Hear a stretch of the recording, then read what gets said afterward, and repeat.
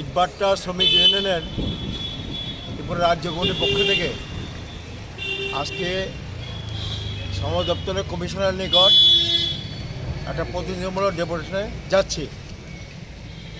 এর মুখ্য উদ্দেশ্য হচ্ছে রাজ্যে ইতিমধ্যে ভাট্টাগুলিতে কাজ বন্ধ, কাজ শেষ হওয়ার পরও এখনও প্রচুর ভাট্টা আছে বিভিন্ন মহকুমাতে।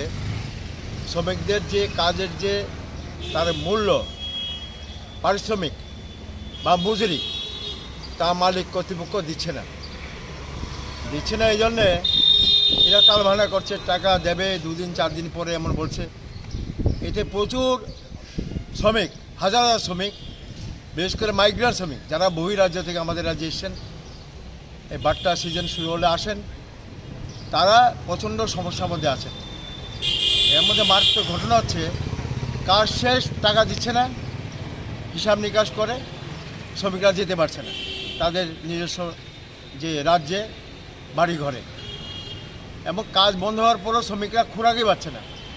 খোরাকি নেই, থাকার ব্যবস্থা ভালো করে নেই, নানাবিধ সমস্যা শ্রমিকরা আছে। এতে শ্রমিকদের সমস্যাগুলি নিয়ে তালবাহানা করছে মালিক কর্তৃপক্ষ। প্রচুর ভাট্টা আছে এখানে, এই ধরনের সমস্যা রয়েছে।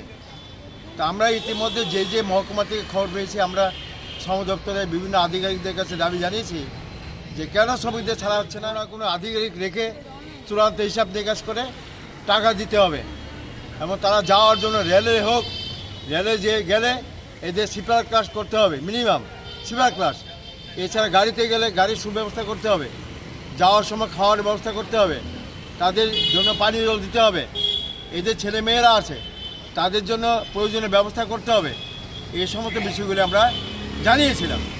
তারা বলছেন, কর্তৃপক্ষ বলছেন, দেখছি আমরা ব্যাপারটা, দেখছি যাবে, টাকা পয়সা দেওয়ার জন্য বলছি মালিককে। এই জায়গা দাঁড়িয়ে গতকাল একটা মারাত্মক ঘটনা হয়েছে। ঘটনা হচ্ছে বিলুনিয়া মহকুমা সোনাইছড়ি, ভাট্টার নাম এসএসবি ভাট্টা। ওই ভাট্টায় এবছর 775 জন শ্রমিক কাজ করেছে। এর মধ্যে মাইগ্রেন্ট শ্রমিক 150 জন। এই মাইগ্রেন্ট শ্রমিকদের মধ্যে ক্ষুদ্র অংশ এদেরকে টাকা দিলে পরেও সমেত বৃহৎ অংশ মাইগ্রেন্ট শ্রমিক এখন হিসাব নিকাশ করে টাকা দেয়নি। শ্রমিকরা দাবি করছে দেব, দিচ্ছি, তার মানা চলছে। গতকাল শ্রমিকরা দাবি করার পর মালিক কর্তৃপক্ষ পক্ষে শ্রমিকদেরকে অভিযোগে এসে সোশ্যাল মিডিয়া এটা প্রকাশিত হয়েছে। মহিলারা বলছেন, মাইগ্রেন্ট শ্রমিক এরা বিহার থেকে এসেছিলেন, বলছেন যে ওদের গায়ের মধ্যে হাত দিয়েছে, গায়ে মেরেছে।